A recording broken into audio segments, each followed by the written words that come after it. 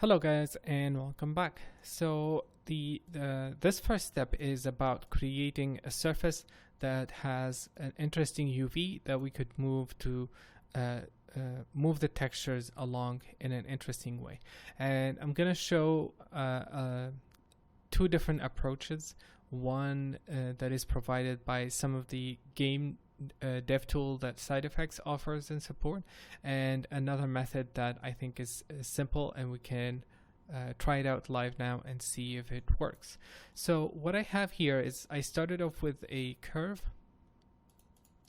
just simple curve that I'm resampling, and then I flattened this curve left and right, merged it, and skinned this curve. So you could do this in many different ways. I just needed a flat surface and I already drawn the curve, so I used it. I'm gonna reverse because the direction was flipped, and then I need a lot of resolution onto this, so I divided the grid into a lot of small squares, and I added I added some noise to make some variation. Cool. So what I want now is I want to create a UV coordinate, and by the way, I haven't done this. I'm gonna try it live, and I hope it's gonna work because I thought of it and it should work. So this approach is we want to create a UV texture that respects this flow. It's not just random. I don't want to go along the surface like this. I want to make something that has a pattern. So I'm gonna create a texture node.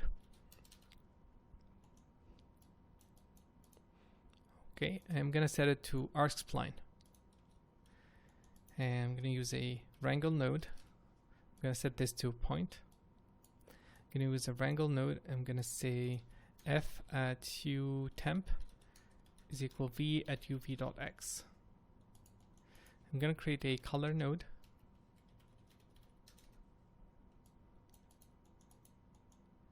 And this is going to be a ramp u temp. Oh, no underscore. Cool. So we have a value that goes from 0 to 1. And if we look here, it needs to go from 0 to 1. Oh, we don't have a lot of points. Okay. So I'm going to resample this. And now it goes from 0 to 1. Great. So we have our U coordinate here.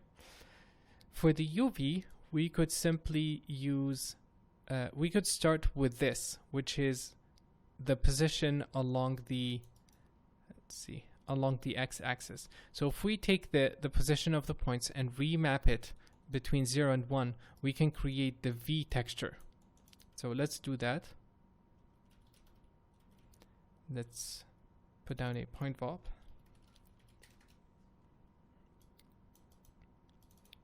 And vector to float. I only want the x coordinate. I'm gonna fit range that so that it looks correct in the viewport. Okay, so let's start with, let's middle click. So it's 12 on the x, minus 5 on both sides. So let's do minus 5.5 and 5.5. So we have black and white. Cool. I'm gonna we call this U temp. I'm simply going to transfer that onto the mesh, and for now let's transfer it as color so we can see it. Okay, and let's use flat shaded, and you can see we have a gradient that follows like this. I'm gonna tweak the color. That's it. I'm not gonna, we could smooth it out if we want to, but I want to extend it all the way to the edges, so I'm simply going to blend, or we could do this. Okay, so this is our U or V coordinate, and I'm gonna copy this.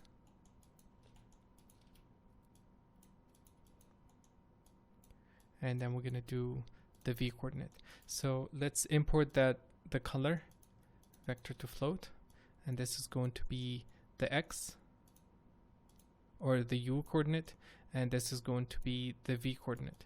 So let's bind export, and float to vector.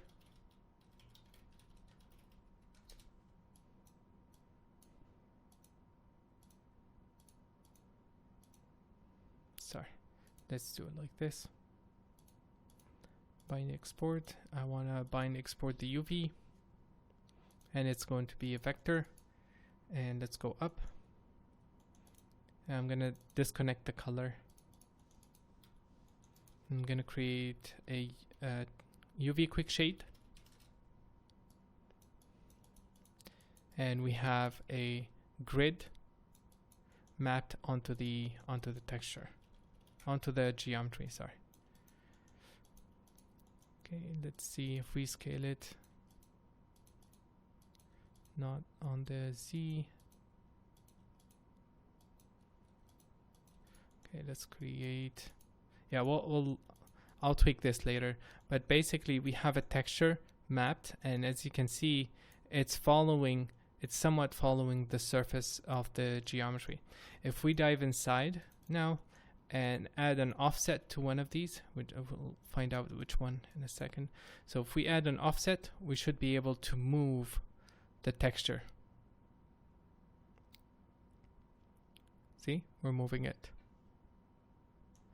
So with this approach, we can map our lava texture, but for now I want to scale the U. Let's try this. So multiply by constant. I want it to increase the tiles. So 2, 3. Let's try 4, 5. Yeah, something like this. And you see we're getting some nice distortion. This is what I'm looking for, basically. A UV coordinate with nice distortion. And I'm gonna smooth out the UVs. Smooth out the UVs.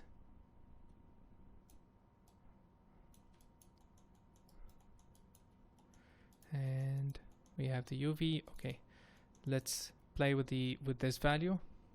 We should see the texture moving along, but in an interesting way. It's not uniform. Okay, sorry, not the multiplier, the offset. So if we play, you see it's not moving at the same speed, and that's what I'm looking for. So this is one way of creating the UV coordinate, and the next part would be to add a more interesting offset. So let me quickly grab the texture that we're going to use. So another UV quick shade. This is the final texture, and I'm mapping it now to the surface. And if we dive inside and play with the constant, you will see. Actually, let's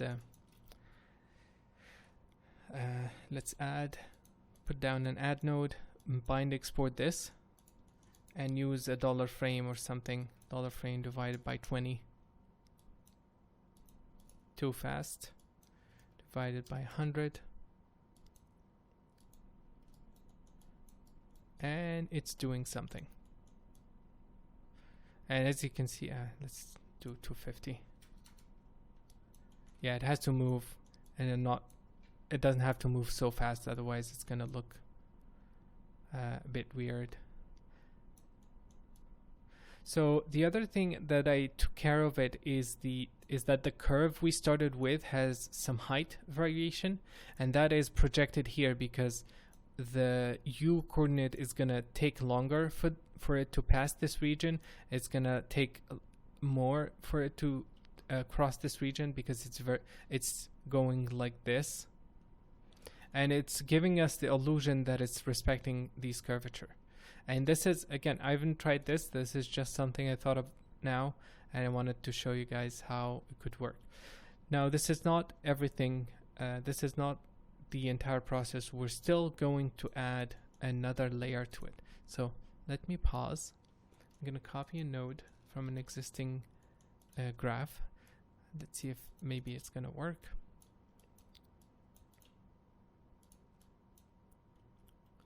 And it didn't work. Okay, so let's do it's looking for a specific attribute, so I'm gonna create that attribute. And I'm going to disable this for now. I don't want to move it at that state. So v at uv underscore static is equal v at uv. I'll explain this once we get there. And let's see. And it's working.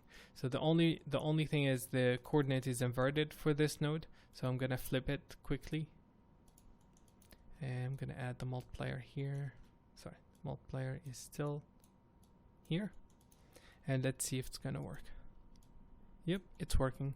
So this node, if you look closer, you will see that the movement along the U direction is not as uniform as it used to be, because this is going to add a nice noise to it, and it's also adding swirls because it's shifting the texture along the U and V.